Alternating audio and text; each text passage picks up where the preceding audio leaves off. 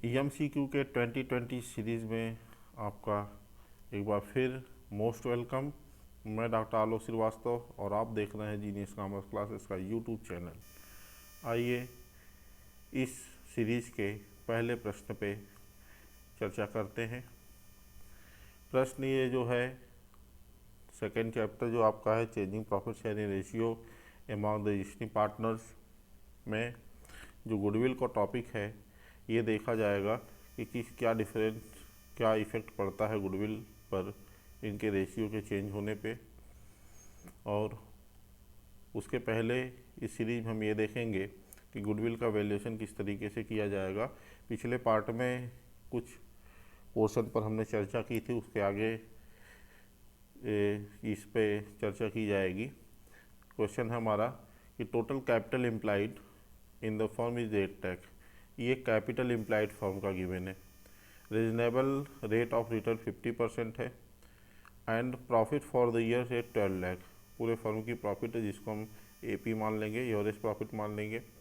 The value of goodwill of the firm as capitalization method. Capitalization method से goodwill पूछा जा रहा है। तो कैपिटलाइजेशन मेथड से जब गुडविल पूछा जाता है तो सबसे पहले जो गाइस हम यहाँ पे capitalization of average profit calculate करते हैं। कैपिटलाइजेशन ऑफ एवरेज प्रॉफिट का फॉर्मूला है ये नॉर्मल प्रॉफिट या प्रॉफिट या एवरेज प्रॉफिट जो ले लेंगे, यहाँ 12 लाख दिया हुआ है इंटू 100 अपॉन रेट, तो रेट है 15,000। इसको हम कैलकुलेट करेंगे गाइस तो ये आएगा 80,000 आएगा।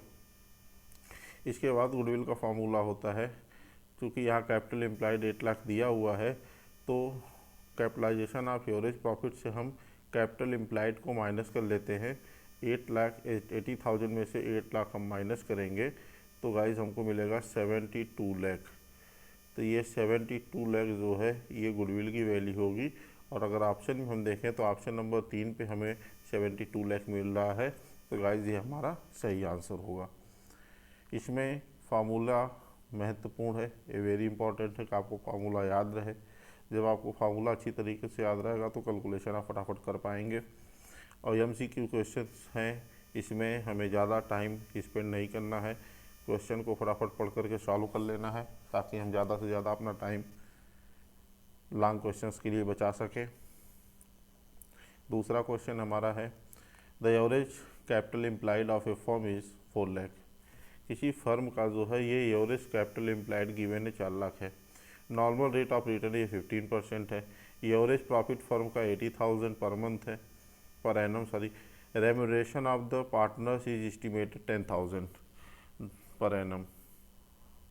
Then the basic of 2 year purchase of super profit the value of goodwill is. अब यहाँ देखिए सुपर प्रॉफिट मेथड से गुडविल आपसे पूछा जा रहा है। तो सुपर प्रॉफिट मेथड से जब हमको गुडविल पूछा जा रहा है तो सुपर प्रॉफिट मेथड के लिए सबसे पहले हमको एवरेज प्रॉफिट चाहिए होता है, फिर हमको नॉर्मल प्रॉफिट चाहिए होता है, फिर एवरेज प्रॉफिट से नॉर्मल प्रॉफिट हम माइनस करते हैं तो हमको सुपर प्रॉफिट मिल जाता है। और जब सुपर प्रॉफिट मिलता है तो इसमें नंबर ऑफ परचेज ईयर से मल्टीप्लाई करते हैं तो हमें गुडविल मिल जाती है। ये फार्मूला हमारा है। अब इस फार्मूले के बेस पे हम इस क्वेश्चन को सॉल्व करने की कोशिश करेंगे। देखिए सबसे पहले क्वेश्चन में गिवन क्या है। क्वेश्चन में दिया हुआ है एवरेज प्रॉफिट गिवन है। एवरेज प्रॉफिट जो है ये फर्म का गिवन है 80,000, तो 80,000 हम लोग प्रॉफिट ले लिया। अब ये रेम्यूनरेशन ऑफ पार्टनर जो होता है ये एवरेज प्रॉफिट से माइनस कर लिया जाता है, तो ये 10,000 हमने इसमें से माइनस कर लिया तो एडजस्टेड एवरेज प्रॉफिट हमारा 70,000 आ जाएगा। फिर अब हमको चाहिए होता है नॉर्मल प्रॉफिट। तो नॉर्मल प्रॉफिट गाइस यहाँ पे कैपिटल एम्प्लॉयड से कैलकुलेट करते हैं। कैपिटल एम्प्लॉयड अगर हमारा 4 लाख है और नॉर्मल रेट ऑफ रिटर्न 15% है तो 4 लाख का हम 15% कैलकुलेट कर लेंगे तो ये आ जाएगा 60,000। तो गाइस ये हमारा एवरेज प्रॉफिट हो गया, ये नॉर्मल प्रॉफिट हो गया।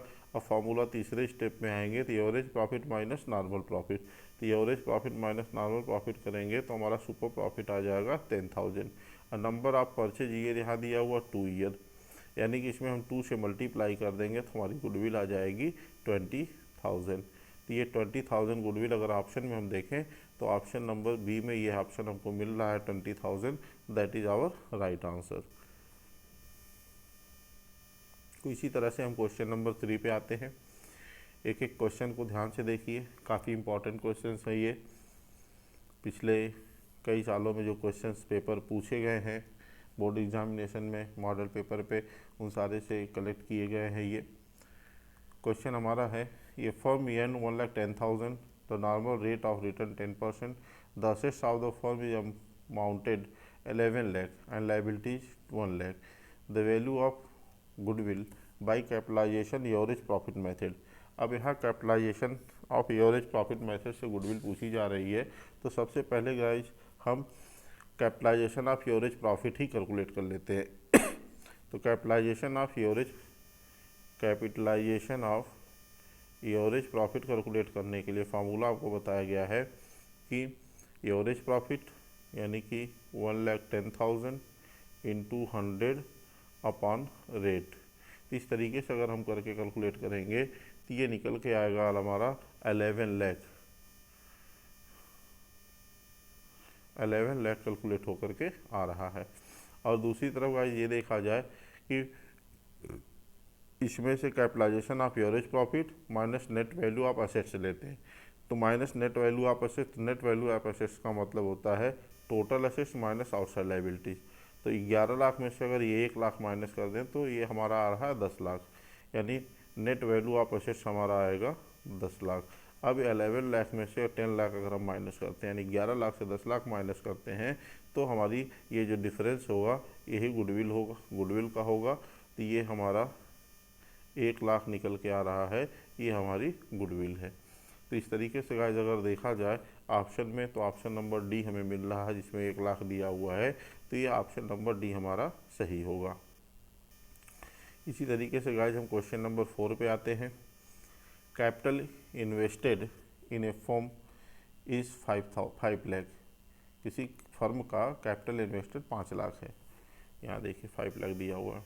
नॉर्मल रेट ऑफ रिटर्न 10% है। Average profit of the firm is 64,000 after abnormal loss 4,000। Value of goodwill 4 times पूछा जा रहा है सुपर प्रॉफिट मेथड से। तो सुपर प्रॉफिट मेथड से जब गुडविल कैलकुलेट करना है तो फिर फॉर्मूला हमारा वही अप्लाई होगा। सबसे पहले हमको लेना होगा अपना एवरेज प्रॉफिट। तो एवरेज प्रॉफिट गाइस देखिए यहाँ पे दिया हुआ है 64,000, लेकिन ब्रैकेट में एक एडजस्टमेंट भी दिया है एबनॉर्मल लॉस का। तो एडजस्टमेंट का एवरेज प्रॉफिट जब हम कैलकुलेट करते हैं तो एबनॉर्मल लॉस को हमेशा हम प्लस करते हैं और एबनॉर्मल गेन होता है तो उसे हम माइनस करते हैं। तो इस तरीके से अगर देखा जाए तो ये एबनॉर्मल लॉस है तो इसे प्लस किया जाएगा, यानी 64,000 plus 4,000 that is 68,000, that is our average profit.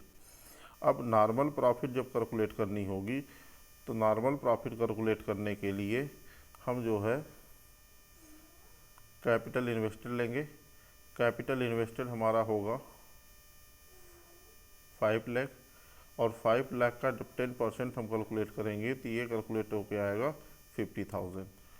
अब ये 50,000 हमारा एवरेज प्रॉफिट आ गया। अब हमें कैलकुलेट करना है सुपर प्रॉफिट। तो सुपर प्रॉफिट के लिए average profit minus normal profit, यानी 68,000 से 50,000 जब हम माइनस करेंगे तो ये कैलकुलेट होके आएगा 18,000। अब 18,000 हमारी सुपर प्रॉफिट है और नंबर ऑफ़ वैल्यू परचेज ये दिया हुआ 4 टाइम्स, इसमें हम 4 से मल्टीप्लाई कर लेंगे तो हमारा गुडविल आ जाएगा 72,000। अब 72,000 देखा जाता है यहाँ ऑप्शन नंबर ए में गिवन है, तो ऑप्शन नंबर ए यानी 72 हमारा राइट आंसर है। इसी तरह से हम क्वेश्चन नंबर 4 पे आते हैं। क्वेश्चन नंबर 4 हमारा है, P and Q were partners sharing profit and loss in the ratio of 3:2. They decided that with effect from 1st January 2019, they would share profit and losses in the ratio of 5:3. Goodwill is valued 1,28,000 in adjustment entry.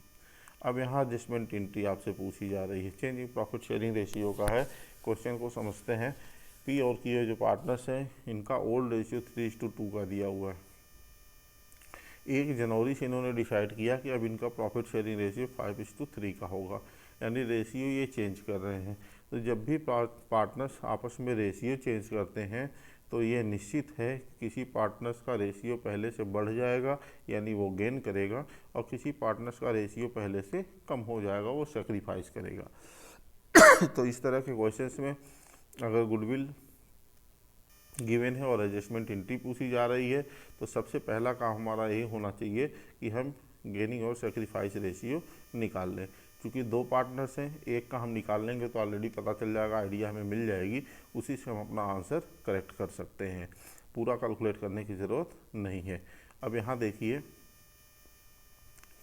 यहाँ पे अगर हम P का देखा जाए तो P का old ratio है 3/5 माइनस न्यू रेशियो दिया हुआ 5/8। इसको जब हम सॉल्व करेंगे तो 1/40 आएगा, जो ये गेन कर रहा है। गेन कर रहा है चाहिएगा, आज देखा जाता है जब इस एंट्री की एडजस्टमेंट एंट्री बनाई जाती है तो उसका नियम ये होता है कि जो पार्टनर्स गेन करता है वो डेबिट होता है और जो पार्टनर सेक्रीफाइस करता है वो क्रेडिट होता है। तो बी गेन कर रहा है, पी गेन कर रहा है 140 से, तो इसका मतलब 140 से ये क्रेडिट होगा। गेन कर रहा है तो डेबिट होगा, डी आर होगा, डेबिट होगा।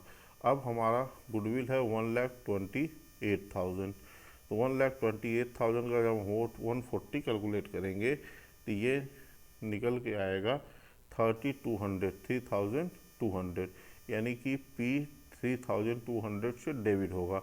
अब हम अगर ऑप्शन में चेक करें कि हमें P डेबिट कहाँ मिल रहा है, P क्रेडिट है, इसमें भी क्रेडिट है, इसमें P डेबिट, लेकिन 37,000 दिया हुआ है। इसमें देखिए ऑप्शन नंबर डी में debit P by 3,200, credit Q by 3,200। जब P को डेबिट किया जाएगा तो ऑलरेडी क्रेडिट Q इतने ही अमाउंट से होगा, क्योंकि अगर ये गेन कर रहा है तो 140 वो सेक्रीफाइस कर रहा होगा।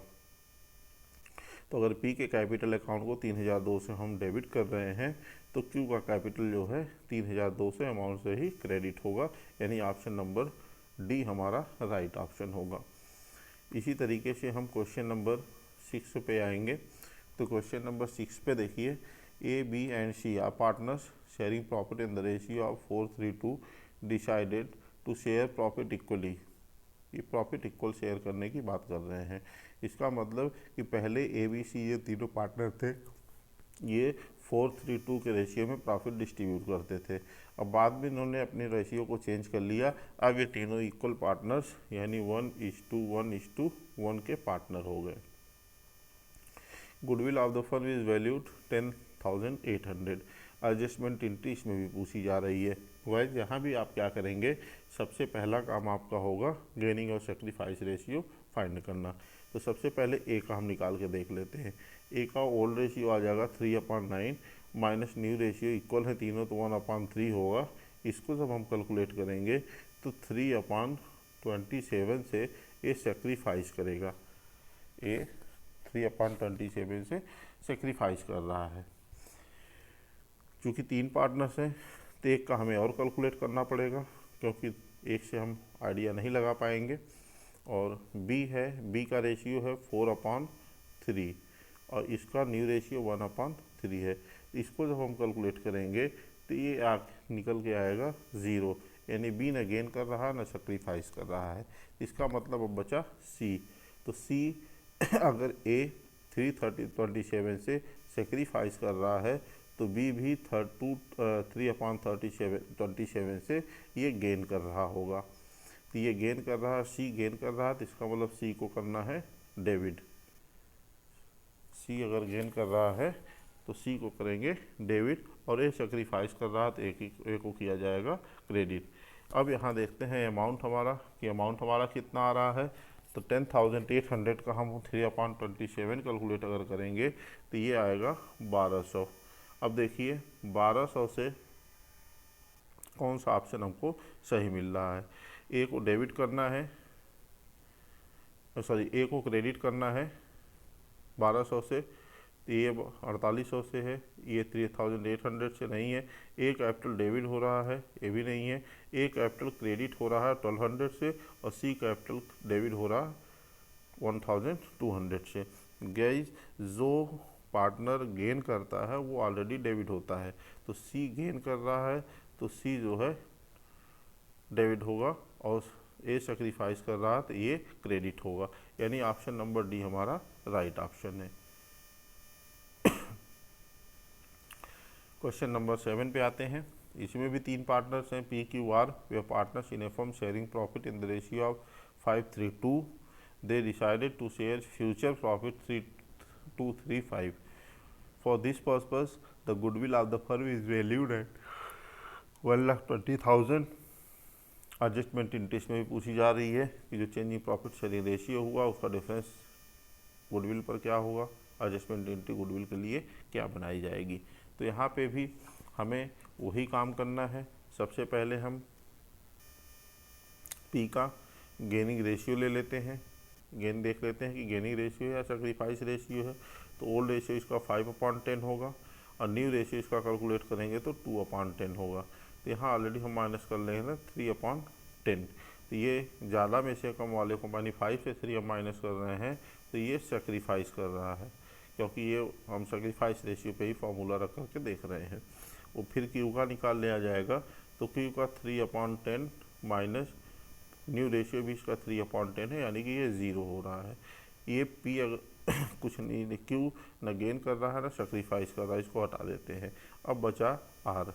तो अगर पी 3/10 से सेक्रीफाइस कर रहा है तो आर भी 3/10 से गेन कर रहा है। तो आर अगर गेन कर रहा है तो आर को डेबिट करना है, और पी सेक्रीफाइस कर रहा है तो पी को क्रेडिट करना है। अब अमाउंट हम देख लेते हैं। 1,20,000 गुडविल का अमाउंट है, तो इसका कैलकुलेशन हमेशा गेनिंग सेक्रीफाइस रेशियो से ही इफेक्ट निकालेंगे। इसका 3/10 अगर निकालते हैं तो ये आता है 36,000। अब हम अपने ऑप्शन में चेक करेंगे कि कौन सा ऑप्शन हमारा सही है, यानी 36,000 को लेकर के केवल ये 2 ऑप्शन मिल रहे हैं हमको। अब इन दोनों ऑप्शन में ये हमें देखना है कि पी सेक्रीफाइस कर रहा है तो पी क्रेडिट होगा, और आर गेन कर रहा है तो आर डेबिट होगा। अब यहाँ देखिए कि किसमें आर को डेबिट किया गया है। यहाँ देखिए ऑप्शन नंबर सी में credit P by 36,000, debit R by 36,000। तो ये ऑप्शन नंबर सी ए हमारा राइट ऑप्शन होगा। इस पे हम टिक लगाएंगे, ये हमारा सही है। क्वेश्चन नंबर 7 के बाद हम आते हैं अपने क्वेश्चन नंबर 8 पे। बहुत ही बेहतरीन question. A, B and C are partners in a firm sharing profit in the ratio of 3:4:1। They decided to share profit equally on 1 April 2019। अब यहाँ भी इनका ये ओल्ड रेशियो दिया हुआ है और न्यू रेशियो इनका इक्वल, यानी 1:1:1 का रेशियो है। On that date profit and loss account show a credit balance of 96,000 का क्रेडिट बैलेंस है। Instead of closing the profit and loss account, it was decided to record adjustment entry reflecting the change in profit sharing ratio। Profit sharing ratio के change से ये एक adjustment entry बनाना चाहते हैं, और ये प्रॉफिट एंड लॉस अकाउंट को close नहीं करना चाहते, वो अकाउंट उनका वैसा ही पड़ा रहे। तो इस कंडीशन में जब वो फंड को, प्रॉफिट को, या जनरली जब इस तरह के जो अमाउंट्स होते हैं इंडिविजुअल प्रॉफिट से बने हुए अमाउंट होते हैं, उसको जब फर्म डिस्ट्रीब्यूट नहीं करना चाहती, समाप्त नहीं करना चाहती, तो इफेक्ट लिया जाता है, यानी गेनिंग और सेक्रीफाइस लिया जाता है। अब यहाँ पे भी हम ऐसे ही कैलकुलेट कर लेंगे। एक अगर गेनिंग सेक्रीफाइस रेशियो निकाला जाए तो ए का ओल्ड रेशियो हो जाएगा 3/8, और माइनस न्यू रेशियो चूँकि इक्वल है तो 1/3 होगा। इस तरीके से कैलकुलेट करेंगे तो ये निकल करके आएगा 1/24। 1/24 निकल के आ रहा है। तो 1/24 अगर इसका निकल के आ रहा है, और चूँकि गुडविल हमारी है 96,000 की, तो 96,000 का अगर 1/24 अगर हम कैलकुलेट करते हैं तो ये आता है 4,000। तो 4,000 का ऑप्शन अगर देखा जाए तो 4,000 में ये 2 ऑप्शन मिल रहे हैं। अब बात ए की है, तो चूँकि ए सेक्रीफाइस कर रहा है, पहले इसका 3/8 था, अब 1/5 है, तो इस तरीके से इसको कैलकुलेट करेंगे तो ये सेक्रीफाइस कर रहा है, 1/24 सेक्रीफाइस कर रहा है। तो सेक्रीफाइस कर रहा है तो इसका मतलब ये क्रेडिट होगा। तो ए को क्रेडिट केवल इस बी वाले ऑप्शन में किया गया है, यानी बी वाले ऑप्शन में ए को क्रेडिट बताया गया है, तो बी वाला ऑप्शन यहाँ पे क्लियर हो रहा है। अगर यहाँ कन्फ्यूज़न होती, दोनों में ये क्रेडिट देता तो हमें बी या सी का भी रेशियो निकाल के देखना पड़ता, लेकिन हमें यहीं से क्लियर हो जा रहा है कि ये एक सेक्रीफाइस कर रहा है और सेक्रीफाइस का अमाउंट सेक्रीफाइस कर रहा तो ऑलरेडी ये क्रेडिट होगा, और क्रेडिट इन दोनों में से केवल एक ही से अमाउंट से मिल रहा है, तो हम ऑप्शन नंबर बी पे टिक करेंगे। गाइस उम्मीद है कि आपको सारे क्वेश्चन अच्छी तरीके से समझ में आ रहे होंगे। फिर भी अगर कोई प्रॉब्लम लग रही है तो आप कमेंट सेक्शन में हमसे डिस्कशन कर सकते हैं। आइए अगले क्वेश्चन में हम देखते हैं। A B and C are partners sharing profit in the ratio of 1:3 on 1 April 2019 they decided to share the profit equally. ये ओल्ड रेशियो में पहले इनका 1:3 का था, फिर ये इक्वल पार्टनर हो गए।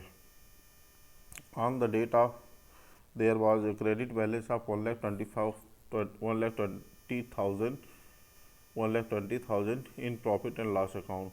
ये देखिए क्रेडिट बैलेंस दिया हुआ है 1,20,000 का, और 1,80,000 इनके जनरल रिजर्व में है ना। Instead of the closing of general reserve account and profit and loss account it was decided to record and adjustment entry for the same.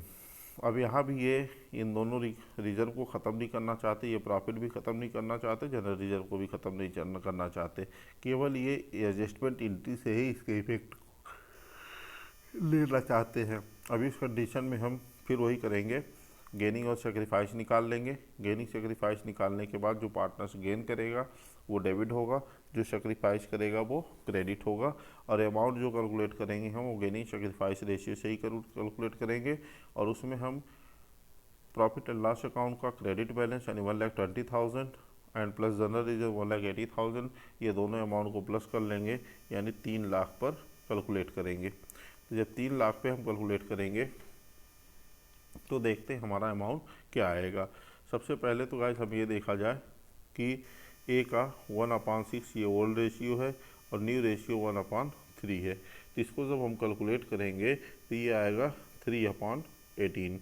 3/18 ये आएगा कैलकुलेट होकर के, जो गेन कर रहा है ये गेन करेगा, तो गेन करेगा तो इसका मतलब डेबिट होगा। अब ए डेबिट होगा कितने से, 3 लाख का आप 3/18 कैलकुलेट करके देख लीजिए। 3/18 कैलकुलेट करके देखेंगे तो ये आएगा 50,000। अब ऑप्शन में देखिए 50,000 सब में दिया हुआ है। अब इसमें चूँकि ए गेन कर रहा है तो गेन कर रहा है तो डेबिट होगा 50,000 से, और दूसरी तरफ अब यहाँ देखिए सब में 50,000 दिया हुआ है और ए का डेबिट भी 50,000 इसमें मिल रहा है और ए डेबिट हो रहा है 50,000 इसमें, ये दोनों ऑप्शन में ए डेबिट हो रहे हैं। अब यहाँ पे गाइस हमें दूसरे का भी रेशियो कैलकुलेट करना पड़ेगा, तो दूसरे का जब हम रेशियो कैलकुलेट करेंगे तो बी का जब रेशियो हम कैलकुलेट करेंगे तो बी का रेशियो जो है वो देखा जाए, ओल्ड रेशियो इसका जो है 2/6 का है और न्यू रेशियो जो इसका आएगा 1/3 का है। तो इसको जब हम कैलकुलेट करेंगे तो हो जाएगा 0, यानी बी को कोई भी रेशियो नहीं मिल रहा है, यानी बी न गेन कर रहा है न सेक्रीफाइस कर रहा है। तो गाइस अब यहाँ क्लियर हो गया कि ये अगर गेन कर रहा है और बी न गेन कर रहा है न सेक्रीफाइस कर रहा है और केवल सी सेक्रीफाइस कर रहा है, तो ए गेन कर रहा है तो वो डेबिट होगा और सी सेक्रीफाइस कर रहा है तो वो क्रेडिट होगा, अमाउंट होगा 50,000। तो इस ऑप्शन में अगर देखा जाए तो सी हमें यहाँ लास्ट वाले में मिल रहा है 50,000 से डेबिट और ए मिल रहा है 50,000 से क्रेडिट, तो ये ऑप्शन नंबर डी हमारा राइट आंसर होगा। फिर हम क्वेश्चन करते हैं अगला क्वेश्चन हमारी स्क्रीन पे है, ध्यान से देखते हैं इस क्वेश्चन में क्या पूछा गया है। X Y and Z are partners in a firm sharing profit in the ratio of 4:3 their balance sheet as at 31 March 2019 showed a debit balance of profit and loss account. अब यहाँ देखिए guys थोड़ा सा change है, ये debit balance दिया हुआ profit and loss account का डेबिट बैलेंस दिया है का मतलब ये लॉस है। लॉस की कंडीशन में थोड़ा सा सिचुएशन चेंज होती है। यहाँ पे हम गेनिंग रेशियो जब निकालते हैं और सेक्रीफाइस रेशियो निकालते हैं, नॉर्मल कंडीशन में क्या होता है कि जो पार्टनर्स गेन करता है वो डेबिट होता है और जो सेक्रीफाइस करता है वो क्रेडिट होता है। लेकिन लॉस के कंडीशन में इसका ठीक उल्टा हो जाता है। अब जो पार्टनर गेन करेगा वो डेबिट होने के बजाय क्रेडिट होगा और जो पार्टनर सेक्रीफाइस कर रहा है वो डेबिट होगा। यानी सेक्रीफाइस करने वाले पार्टनर्स को डेबिट करेंगे और गेन करने वाले पार्टनर्स को क्रेडिट करेंगे। इस तरीके से क्वेश्चन नंबर 10 में देखा जाए तो पहले हम एक्स का कैलकुलेट करेंगे, तो एक्स का ओल्ड रेशियो हो जाएगा 4/9 का, और न्यू रेशियो चूँकि इक्वल पार्टनर्स हुए हैं ये, तो 1/3। इसको जब हम कैलकुलेट करते हैं तो ये हमारा 3/27 आ रहा है सेक्रीफाइस। 3/27 से ये सेक्रीफाइस कर रहे हैं। y का जब हम कैलकुलेट करेंगे तो y का ओल्ड रेशियो हो जाएगा 3/9 और न्यू रेशियो 1/3। इसको जब कैलकुलेट करेंगे तो ये 0 आ जाएगा। इसका मतलब y को कुछ मिलना नहीं है, x और z का मामला है और रेशियो है 327 का। तो अगर 327 है तो x अगर सेक्रीफाइस कर रहा है तो z क्या करेगा, ये गेन करेगा, तो z गेन करेगा।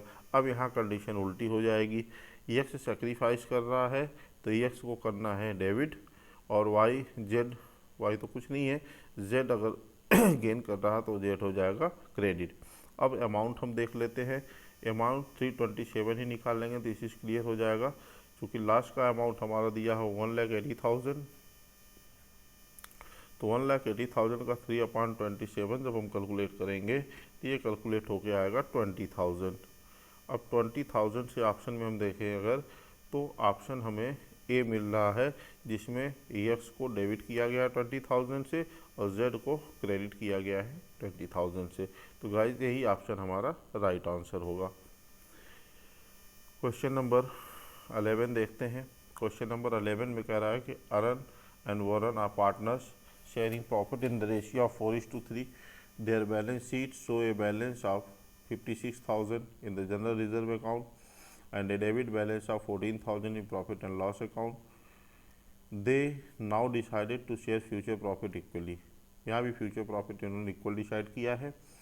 फिर इसके बाद instead of closing the general reserve account and profit and loss account, it is decided to pass an adjustment entry for the same in adjustment entry.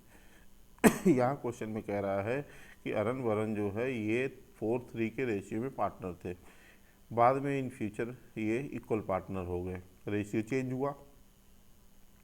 अब इसका इफेक्ट जो इनके जनरल रिजर्व पे profit and loss account पे पड़ना था वो profit ये डिस्ट्रीब्यूट ना करके सीधे सीधे ये एडजस्टमेंट एंट्री करना चाहते हैं। अब यहाँ देखिए ये सबसे पहले तो हम गेनिंग और सेक्रीफाइस रेशियो निकाल लेंगे। गेनिंग सेक्रीफाइस रेशियो निकालने के बाद हमारे पास जनरल रिजर्व का बैलेंस है 56,000 और हमारे पास प्रॉफिट एंड लॉस अकाउंट का डेबिट बैलेंस यानी लॉस है 14,000 का। चूँकि त्रुटियाँ चाहे जितनी हो, अकाउंट चाहे जितने हों, लेकिन जब एडजस्टमेंट एंट्री हम करते हैं तो एडजस्टमेंट एंट्री हम केवल एक ही बनाते हैं, अलग अलग नहीं बनाते। तो इसको हम एडजस्ट कर लेंगे, यानी जनरल रिजर्व से हम प्रॉफिट एंड लॉस अकाउंट के डेबिट बैलेंस को माइनस कर लेंगे। 56,000 में से हम 14,000 को करेंगे माइनस करने के बाद ये हमारा आ जाएगा 42,000। अब इस 42,000 को हम गेनिंग और सेक्रीफाइस के रेशियो में डिस्ट्रीब्यूट करेंगे। तो गाइस इसको जब हम डिस्ट्रीब्यूट करेंगे तो ए जो पार्टनर होगा वो जो है 1/21 से ये सेक्रीफाइस करेगा। तो जब सेक्रीफाइस, चूँकि एक डेबिट बैलेंस प्लस बैलेंस है, निगेटिव नहीं है, तो यहाँ नॉर्मल कंडीशन ही लिया जाएगा। नॉर्मल कंडीशन का मतलब जो पार्टनर गेन कर रहा है वो डेबिट होगा और जो सेक्रीफाइस कर रहा है वो क्रेडिट होगा। तो यहाँ पे अरुण जो है पहला जो पार्टनर है ये सेक्रीफाइस कर रहा है।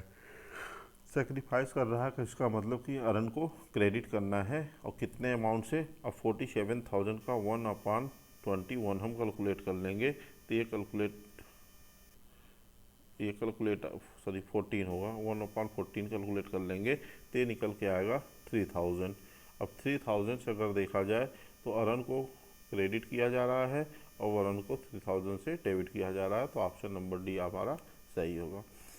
तो गाइज एक ही तरह के कई क्वेश्चंस लेने का मतलब ये है ताकि आप अच्छे से प्रैक्टिस कर पाएँ।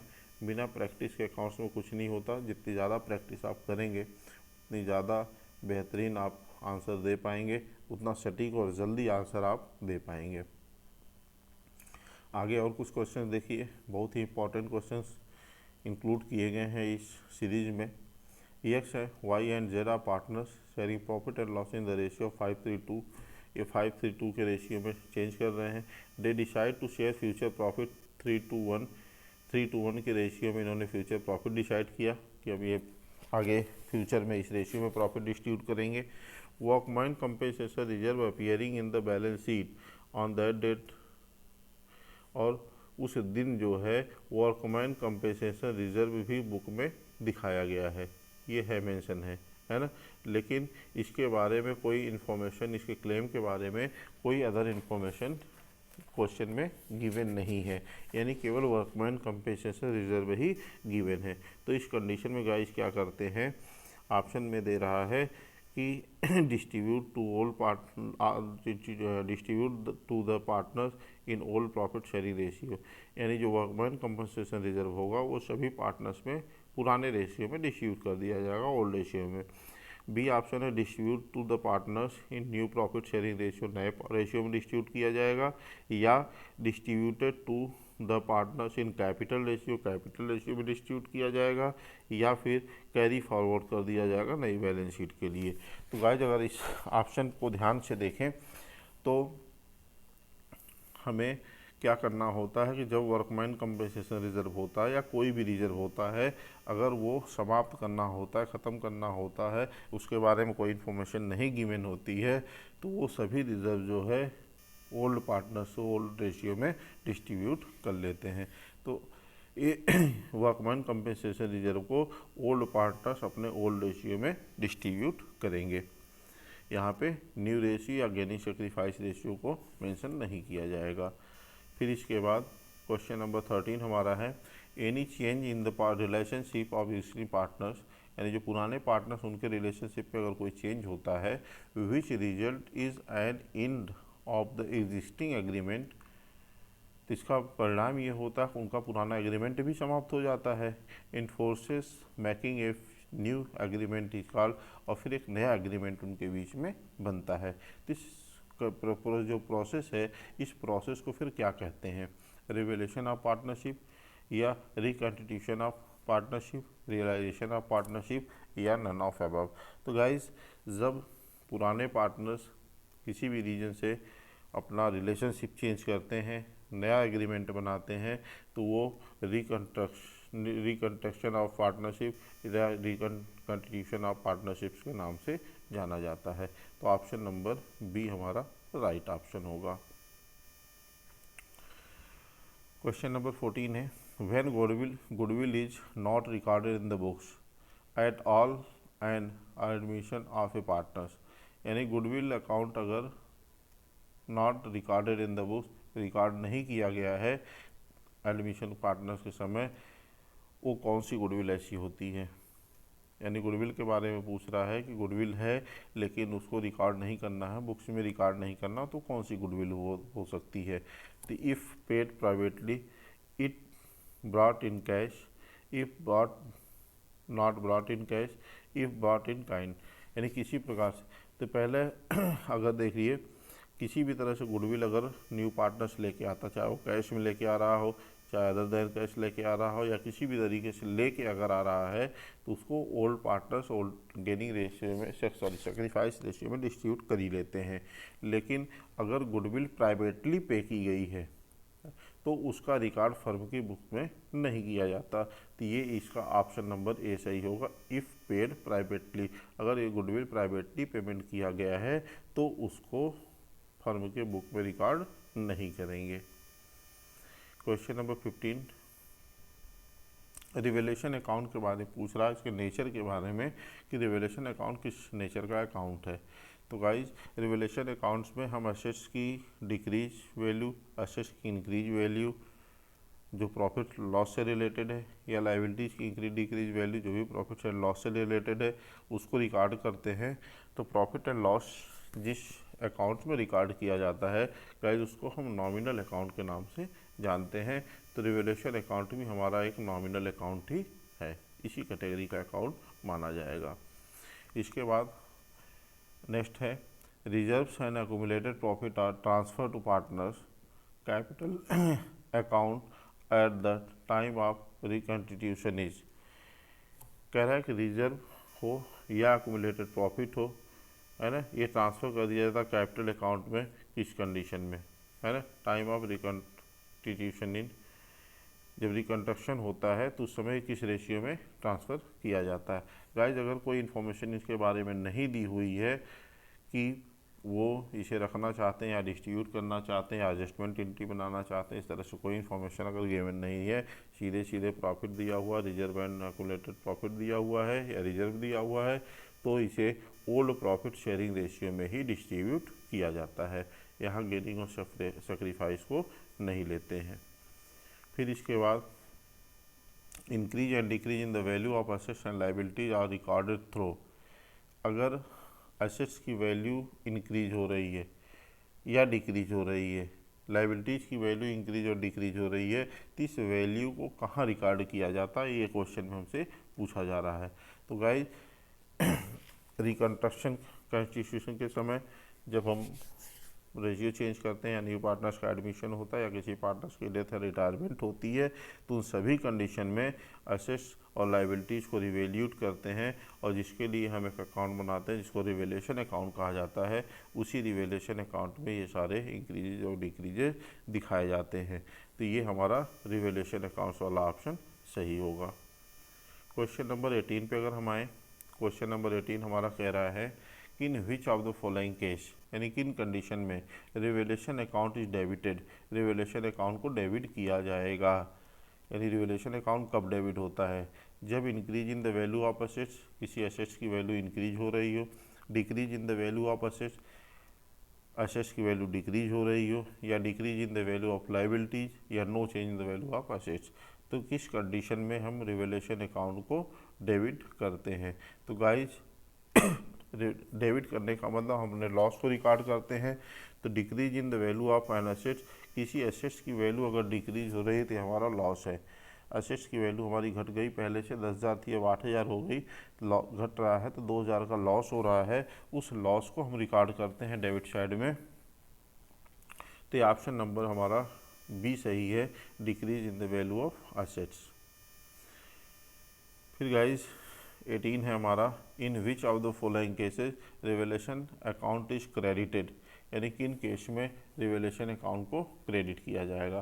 तो जाहिर सी बात है जब हम decrease in the value of assets को डेबिट करते हैं तो increase in the value of assets credit होगा, या in decrease in the value of liabilities है तो वो क्रेडिट होगा। यानी increase in the value of assets, decrease in the value of liabilities, ये दो चीज़ें जो हैं क्रेडिट होती हैं। अब इसमें ऑप्शन में देखिए decrease in the value of liabilities ये क्रेडिट होगा, increase in the value of liabilities debit होगा, decrease in the value of assets ये भी डेबिट होगा। तो गाइस इसमें ऑप्शन नंबर ए हमारा सही है, यानी decrease in the value of liability, जब हमारे लाइबिलिटीज़ की वैल्यू कम होती है तो ये हमारी प्रॉफिट है, हमारा हम गेन कर रहे हैं प्रॉफिट है, इसको हम रिवैल्यूएशन अकाउंट के क्रेडिट साइड में दिखाते हैं। आइए करते करते हम इस सीरीज के लास्ट क्वेश्चन पर आ गए और ये इस चैप्टर का भी लास्ट क्वेश्चन है। इसके बाद अगली सीरीज हम नए चैप्टर आपका admission of a new partner से लेके आएंगे। क्वेश्चन हमारा है revaluation of assets at the time of reconstitution is necessary because their present value may be different from their. Reconstruction के समय असेट्स का रिवैल्यूएशन करना क्यों कंपलसरी हो जाता है, क्योंकि इसकी प्रेजेंट वैल्यू जो होती है यानी जो बुक वैल्यू होती है वो मार्केट वैल्यू से डिफ़र हो जाती है, अंतर हो जाता है। उसी दोनों के अंतर को रिकॉर्ड करने के लिए हम रिवैल्यूएशन अकाउंट बनाते हैं। तो इसमें गाइस हमारा ऑप्शन नंबर ए सही है, मार्केट वैल्यू। इस तरीके से बहुत ही बेहतरीन क्वेश्चन का समागम था इसमें। और गाइस उम्मीद है कि आपको ये वीडियो काफ़ी हेल्पफुल लग रही होगी, और अगर आप इससे लाभान्वित हो रहे हैं, इसका बेनिफिट आपको मिल रहा है, तो आप इस वीडियो को अपने क्लासमेट के साथ, अपने दोस्तों के साथ शेयर कीजिए। अगर आप इस चैनल पर नए हैं तो चैनल को सब्सक्राइब कीजिए, बेल आइकन ज़रूर दबाइए, और मिलते हैं फिर नेक्स्ट वीडियो में नए नए क्वेश्चन के साथ। Thank you.